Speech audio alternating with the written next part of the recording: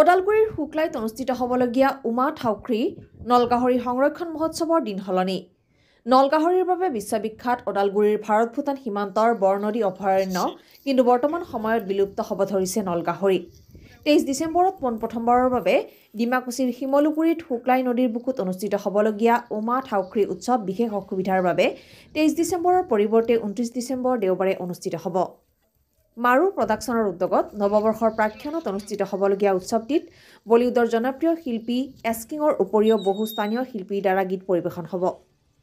North East live today, Kairabari. যোৱা কেইদিনমান আগত এই খাগ্ৰাবাৰী ডিমাকুছিৰ মাজত অৱস্থিত শুক্লাই নদীৰ কিনাৰত মানে উমা ঠাউখ্ৰী ফেষ্টিভেল তথা আমি জানো সকলোৱে উমা ঠাউখ্ৰী মানে নলগাহৰি মহোৎসৱ আয়োজন কৰাৰ কথা অহা 23 তাৰিখৰ কথা ডিচেম্বৰৰ কথা কৈছিলোঁ, কিন্তু বিশেষ এৰিব নোৱাৰা কাৰণত এই 23 তাৰিখৰ সলনি অহা ডিচেম্বৰ মাহৰে 29 তাৰিখ ৰবিবাৰে এইটো লোৱা হৈছে।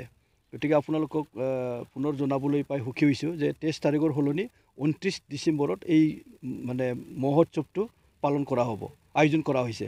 গতিকে সকলোৱে 23 তাৰিখৰ সলনি যাতে 29 তাৰিখত ৰবিবাৰত এই খাগ্ৰাবাৰী ডিমাকুছিৰ মাজত যি নেকি শিমলুগুৰি গাঁৱৰ ওচৰত শুক্লাই নদীৰ কিনাৰত সকলোৱে আহে, এনজয় কৰে, সেইটোৱে আপোনালোকৰ থ্ৰুদি মই আহ্বান কৰিলোঁ। ফেষ্টিভেলটো আমি ইয়াতে দিনজোৰা কাৰ্যসূচীৰে পালন কৰা হ'ব। ইয়াতে থলুৱা খাদ্য সম্ভাৰ এটা চলিব, লগতে কিছু চেল্ফ হেল্প গ্ৰুপ বা দোকান পোহাৰ দিব ইয়াতে। তাৰ লগতে মানে স্থানীয় শিল্পীসকলে সন্ধিয়াৰ পৰা মানে নৃত্য তথা গীত পৰিৱেশন কৰিব।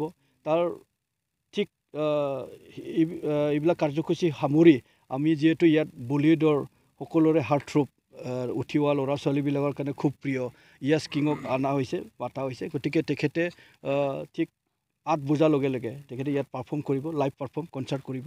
গতিকে বেলেগ তেনেকুৱা আলহী বুলি নাই, আমি জাষ্ট এইটো নলগাহৰিটো যিহেতু হেৰাই যাব ধৰিছে আমাৰ মাজৰ পৰা, সেইটো এটা প্ৰমোশ্যন ৰাইজৰ জনাৰ লগতে উঠি অহা ল'ৰা ছোৱালীবিলাক প্ৰজন্মই যাতে নলগাহৰি কি আছিলে সেইটো জানিবৰ কাৰণে আমি এটা প্ৰমোট কৰিব বিচাৰিছোঁ। আৰু আমি জানো যে ইয়াত আমাৰ ওচৰতে থকা বৰনদী ৱাইল্ড লাইফ চেংচুৰীখন বিশেষভাৱে নলগাহৰিৰ কাৰণে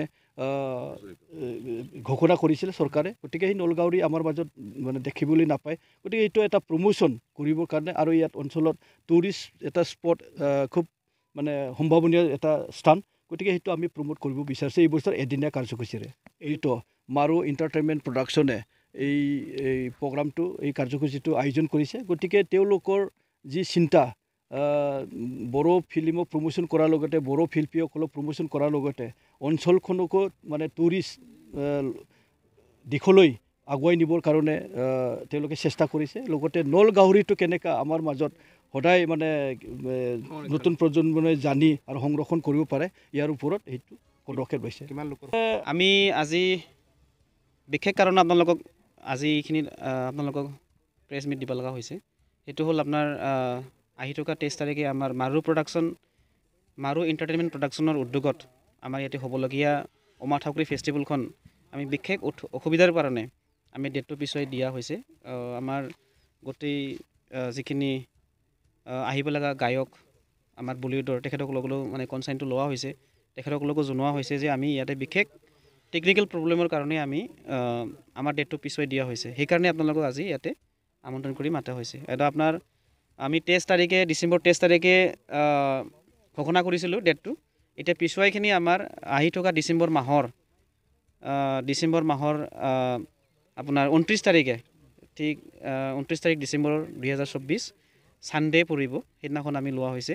আৰু সেইটো পিছুৱাই দিয়া কাৰণটো এটা আছে, এইটো হ'ল আপোনাৰ জানুৱাৰীৰ লগত আহি থকা জানুৱাৰী 2025 সেইটোৰ লগত আমি পুৰণা ইয়াৰটো আৰু নতুন বছৰটো আদৰি জনোৱা উপলক্ষে আমি সেইটো লোৱা হৈছে। আৰু উমা ঠাউখ্ৰী ফেষ্টিভেলটো আমাৰ এই খাগ্ৰাবাৰী ডিমাকুছি অঞ্চলৰ এই আমাৰ মাজত শুক্লাই নদী পাৰত এইখন অনুষ্ঠিত কৰা হ'ব।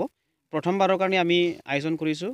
এই প্ৰথমবাৰত একদিনীয়া হ'ব, 2টা বজাৰ পৰা আৰম্ভ হ'ব। আৰু 2টা বজাৰ পৰা আপোনাৰ বিভিন্ন লোকেল গায়ক যেনেকৈ আমাৰ ফুকন বড়ো আছে আমাৰ অঞ্চলৰ মানে জনপ্ৰিয়, আৰু বিভিন্ন কালচাৰৰ লগত জড়িত থকা আমাৰ ব্যক্তিসকল ইয়াতে উপস্থিত থাকিব 2টা বজাৰ পৰা লোকেল আমাৰ অঞ্চলৰখিনি থাকিব আৰু কালচাৰ নাইটত সন্ধিয়া আমাৰ আহিব লগা বলিউডৰ যিটো জনপ্ৰিয় গায়ক আমাৰ এছ কিং তেখেতে উপস্থিত থাকিব